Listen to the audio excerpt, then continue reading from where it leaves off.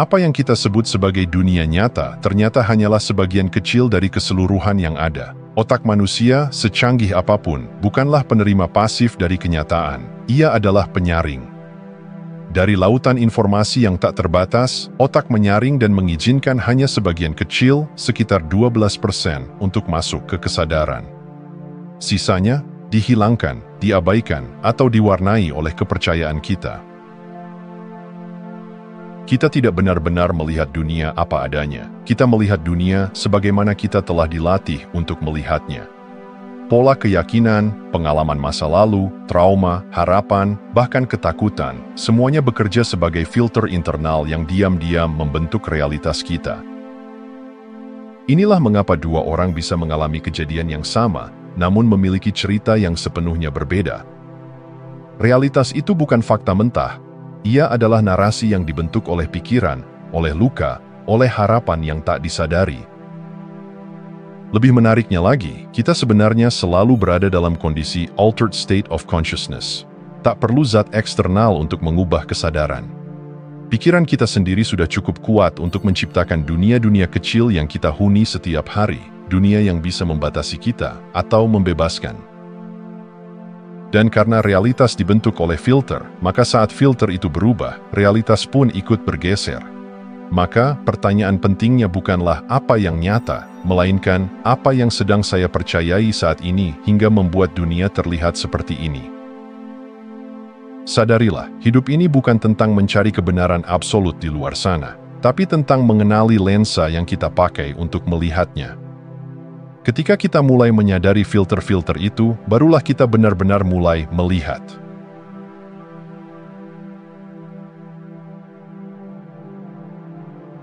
Banyak yang mengira terobosan adalah soal menemukan sesuatu yang baru, hal yang belum pernah ada sebelumnya. Tapi kenyataannya, breakthrough bukanlah penemuan, melainkan penglihatan yang dibersihkan. Seperti kabut yang perlahan sirna dari kaca jendela, lalu tiba-tiba kita melihat pemandangan yang selama ini ternyata sudah ada di sana. Informasi, wawasan, dan kebijaksanaan tak pernah benar-benar hilang. Ia hanya tertutup oleh lapisan-lapisan keyakinan usang, cerita lama, dan ketakutan yang kita anggap sebagai kebenaran. Breakthrough terjadi saat ilusi yang membutakan mata batin kita mulai rontok satu persatu. Pencerahan bukan tentang menambah hal-hal ke dalam diri kita. Ia justru tentang kehilangan ego, kehilangan prasangka, kehilangan asumsi yang menghalangi cahaya masuk. Seperti langit yang menjadi jernih bukan karena awan ditambah, tapi karena awan-awan itu menghilang. Dan ketika filter mental itu pecah, dunia tampak sangat berbeda. Benda yang sama, tempat yang sama, hidup yang sama, namun terasa seolah semuanya telah berubah. Bukan karena realitas berubah, tetapi karena kita akhirnya melihatnya dengan mata yang baru, mata yang tidak lagi tertutup oleh prasangka. Perubahan ini terasa seperti loncatan, bukan langkah. Karena begitu kesadaran bergeser, hidup pun terasa melebar. Ruang menjadi lebih luas, pilihan lebih banyak, dan kemungkinan tak lagi terasa asing.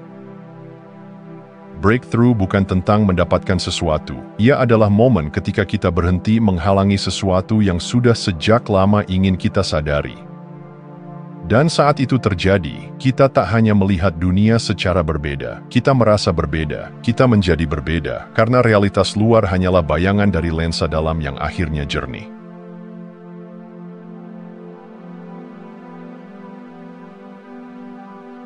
Di dalam benak kita, ada kaset lama yang terus berputar. Isinya adalah cerita-cerita yang kita warisi, kita ciptakan, atau kita percaya sebagai satu-satunya kebenaran. Cerita tentang siapa kita, apa yang mungkin, apa yang tidak, dan apa yang layak kita terima. Cerita-cerita ini menjadi fondasi identitas dan secara tak sadar menjadi penjara batin. Pola berpikir yang berulang menciptakan jejak di otak, membentuk Default Mode Network atau DMN. Ini adalah jaringan saraf yang aktif saat kita tidak melakukan apa-apa secara sadar, ketika pikiran mengembara atau saat kita larut dalam lamunan. DMN menjaga stabilitas ego, menciptakan rasa aku, namun pada saat yang sama, ia juga mengulang-ulang narasi yang membatasi. ia seperti penjaga pintu yang terlalu setia menjaga zona nyaman. Akibatnya, kita merasa stuck, bukan karena hidup tak berubah, tapi karena narasi di dalam kepala tidak memberi izin untuk berubah. Kita hidup dari cerita lama yang telah usang, namun terasa terlalu akrab untuk dilepaskan. Namun ada celah kecil, sebuah jalan keluar yang sunyi, keheningan. Saat kita cukup tenang untuk tidak bereaksi, cukup hadir untuk hanya mengamati, DMN mulai mereda. Saat itu, celah-celah baru muncul, perspektif baru menyelinap masuk. Kita melihat pikiran, bukan menjadi pikiran itu. Dalam keheningan, kita tak lagi terikat oleh cerita lama. Kita mulai menyadari bahwa identitas bukanlah sesuatu yang statis, melainkan sesuatu yang bisa dibentuk ulang. Dan dengan kesadaran itu, kita perlahan menulis ulang naskah hidup kita, dengan kata-kata yang lebih jujur, lebih luas, dan lebih membebaskan. Cerita lama tak perlu dibenci, mereka adalah jembatan. Tapi saat jembatan itu sudah menyeberangkan kita, tibalah waktunya untuk melanjutkan perjalanan, tanpa terus kembali menonton ulang adegan yang sama.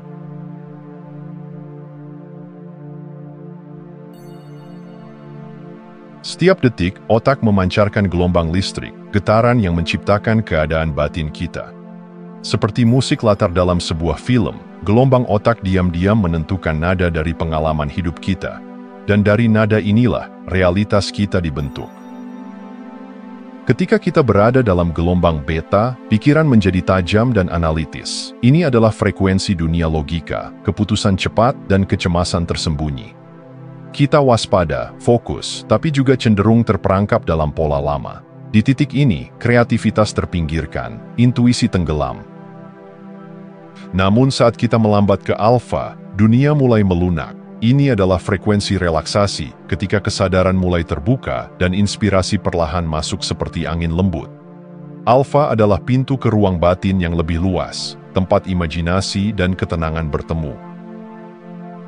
Lebih dalam lagi, kita memasuki gelombang theta. Di sini, batas antara sadar dan bawah sadar mulai kabur. Pikiran rasional memberi jalan pada intuisi yang misterius. Theta adalah dunia mimpi, dunia meditasi, tempat wawasan muncul tanpa diminta. Kadang tak logis, tapi terasa benar. Di frekuensi ini, kita tak hanya berpikir, kita merasa, kita tahu, tanpa tahu dari mana. Lalu, ada gamma, frekuensi tertinggi, namun paling hening. Ini adalah kilat kesadaran. Saat semua bagian pikiran dan pengalaman terhubung dalam sekejap. Sebuah insight tiba bukan sebagai argumen, tapi sebagai kepastian dalam tubuh. Gamma adalah momen ketika semuanya klik. Yang mengagumkan adalah kita bisa berpindah dari satu frekuensi ke frekuensi lain hanya dengan mengubah cara kita hadir. Napas, meditasi, bahkan keheningan bisa menjadi jembatan. Jadi ketika hidup terasa sempit dan menekan, barangkali bukan karena dunia yang menyempit, tapi karena kita terlalu lama berada dalam gelombang yang sama. Dan saat kita mengubah frekuensi batin, dunia pun mulai berdetak dengan irama yang baru.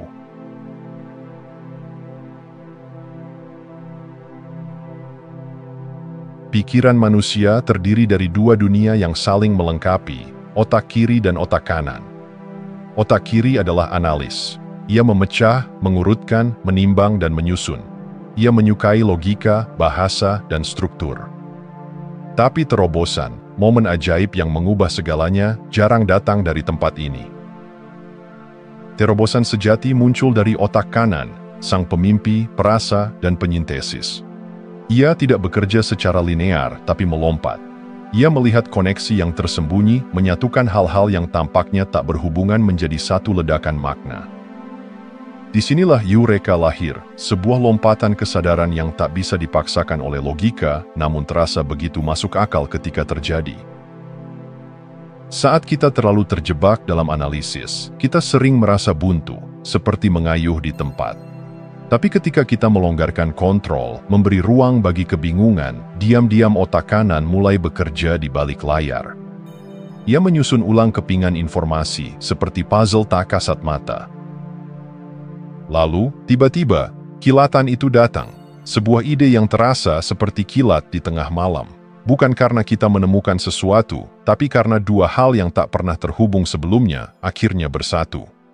Momen ini terasa mistis, karena kita tidak menciptakannya secara sadar. Kita hanya menjadi ruang bagi hal itu untuk muncul.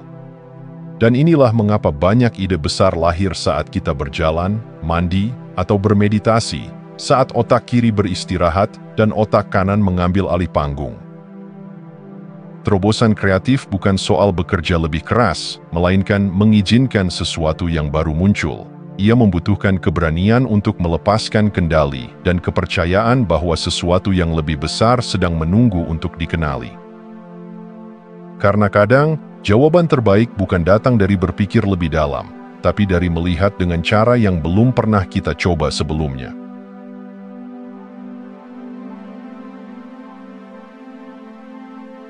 Setiap kali kita memahami sesuatu yang sebelumnya samar, otak memberi kita hadiah, yaitu dopamin. Bahan kimia kecil ini menciptakan perasaan senang, gairah, dan antusiasme. Ia bukan sekadar zat kebahagiaan, ia adalah penanda bahwa kita telah menemukan makna baru. Saat sebuah terobosan muncul, tubuh pun ikut merayakannya. Kita merasa hidup, penuh energi, seolah seluruh sistem kita disetel ulang. Momen aha itu bukan hanya pengalaman psikologis, ia adalah peristiwa biologis. Dopamin memancar sebagai sinyal bahwa kita baru saja naik level dalam permainan kehidupan. Inilah mengapa belajar bisa menjadi candu, bukan belajar dalam arti menghafal, tapi menemukan. Setiap lapisan kesadaran yang terkuak, setiap kebenaran yang kita sadari sendiri, menciptakan sensasi kelegaan dan kegembiraan yang dalam. Rasanya seperti pulang ke sesuatu yang selama ini telah kita lupakan. Sistem reward dalam otak tidak hanya dimaksudkan untuk bertahan hidup, tetapi juga untuk bertumbuh.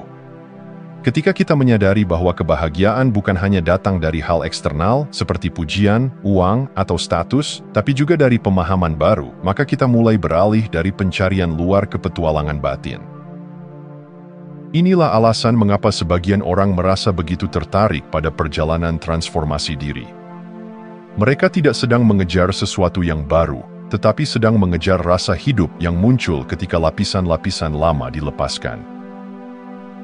Dan rasa itu, murni, jujur, dan membebaskan, adalah hadiah biologis dari kesadaran yang bertumbuh. Jadi setiap kali kamu merasa bersemangat karena menemukan makna baru, ketahuilah, itu bukan kebetulan. Itu adalah otakmu yang memberitahu kamu berada di jalur yang tepat.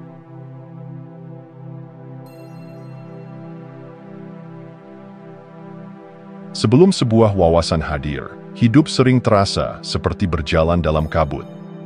Ada tekanan yang samar, kecemasan tanpa sebab, seolah tubuh kita bersiap menghadapi bahaya yang tak terlihat.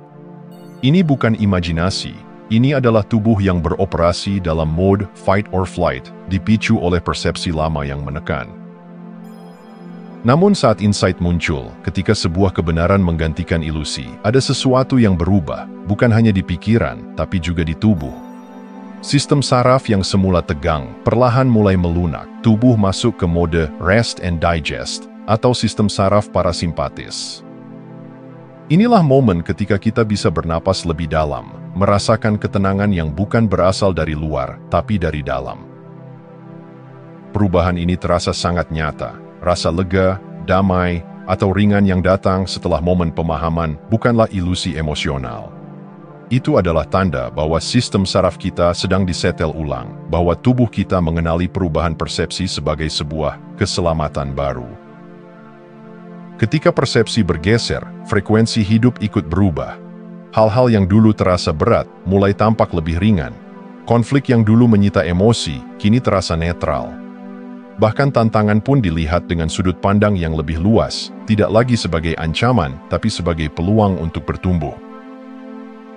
Inilah mengapa perubahan sejati tidak selalu terlihat dari luar.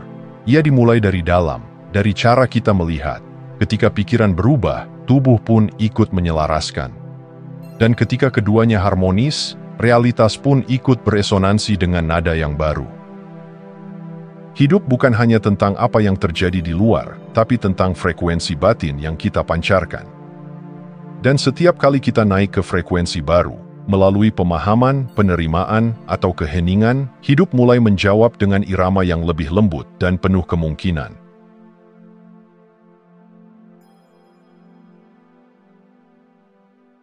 Ada momen langka dalam hidup ketika kita tidak hanya tahu, tapi juga merasakan bahwa sesuatu adalah benar. Pikiran tidak ragu, hati tidak berontak, tubuh tidak gelisah. Segalanya terasa utuh, tenang, dan selaras.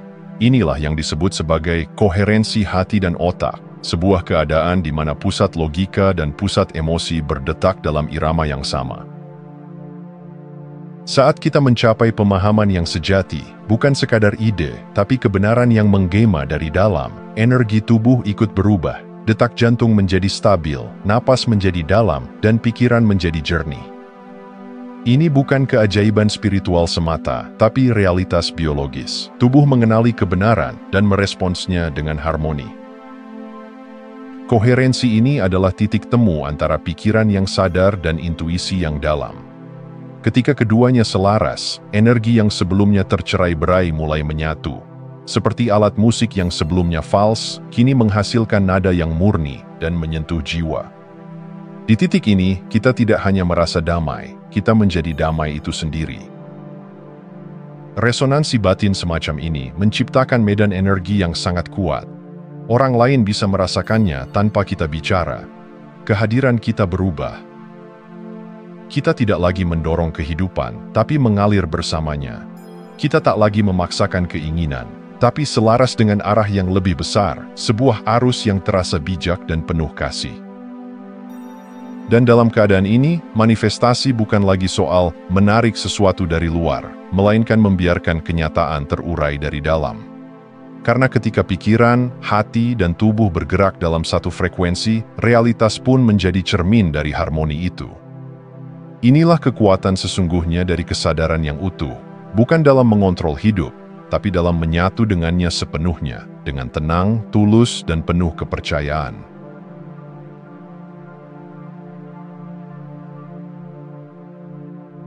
Di balik mata kita, ada sistem kecil namun sangat berpengaruh, Reticular Activating System atau RAS. Ia seperti penjaga gerbang kesadaran, memilih informasi mana yang pantas masuk ke perhatian kita dan mana yang diabaikan. Yang menarik, RAS tidak memilih berdasarkan kebenaran, tapi berdasarkan keyakinan. Jika kita percaya dunia ini penuh ancaman, maka RAS akan menyoroti bahaya. Jika kita percaya diri kita kecil, maka peluang besar akan tampak tak relevan. RAS mengkonfirmasi apa yang kita yakini, bukan apa yang mungkin. Realitas eksternal pun dibentuk oleh filter internal.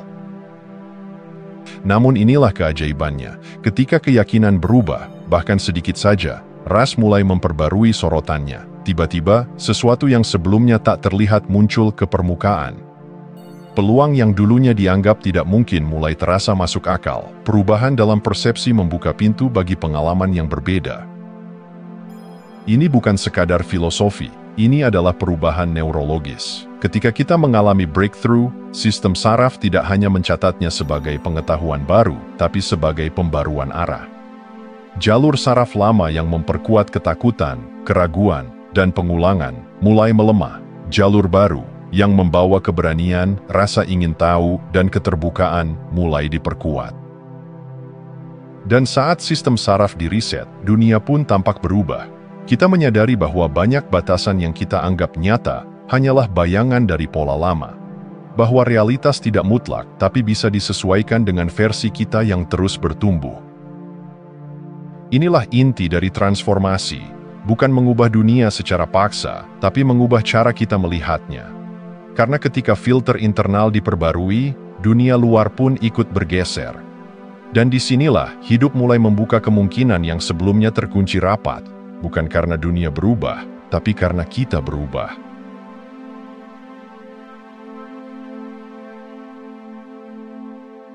Masa lalu tidak bisa dihapus. Ia tertulis dalam jejak langkah, dalam ingatan, dalam luka. Namun masa lalu bukanlah penjara, ia adalah cerita. Dan seperti semua cerita, ia bisa dibaca ulang, dengan cara yang berbeda. Kekuatan sejati bukan tentang mengendalikan dunia, tapi tentang mengubah makna dari apa yang sudah terjadi. Ketika kita melihat ulang peristiwa lama dengan kesadaran baru, sesuatu yang ajaib terjadi.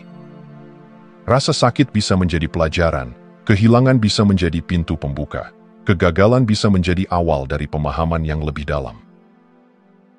makna adalah kuas yang mewarnai seluruh pengalaman hidup. Dua orang bisa mengalami hal yang sama, namun satu merasa hancur, yang lain merasa tercerahkan, karena perbedaannya ada pada narasi batin yang mereka pilih. Dan disinilah kekuatan terbesar kita tersembunyi, dalam kebebasan untuk memberi makna yang memperluas, bukan yang membatasi. Momen terpenting dalam transformasi bukanlah ketika hidup berubah secara drastis, tapi ketika kita melihat yang lama dengan cara yang baru. Ketika luka lama tidak lagi membuat kita takut, tapi malah membuat kita lembut. Ketika masa lalu tidak lagi menjadi beban, tapi menjadi bahan bakar. Dengan memberi makna baru, kita tidak sedang menyangkal realita, tapi memperluasnya. Kita tidak sedang memutarbalikkan sejarah, tapi membuka kemungkinan di dalamnya. Kita tidak hanya memulihkan narasi kita memperbaruinya agar sesuai dengan versi diri yang lebih sadar, lebih bijak, lebih utuh. Karena dalam setiap kenangan lama, tersimpan potensi makna yang belum ditemukan. Dan ketika kita memilih untuk melihat dengan mata hati yang baru, masa lalu tidak lagi memenjarakan, ia malah menjadi tanah tempat kita menumbuhkan versi terbaik dari diri kita. Itulah kebebasan sejati, bukan melupakan, tapi memaknai ulang, dan dari sana, membentuk masa depan yang benar-benar milik kita. Terima kasih sudah menonton. Jangan lupa like, komen, dan subscribe untuk dukung channel ini terus berkembang. Sampai jumpa di video selanjutnya.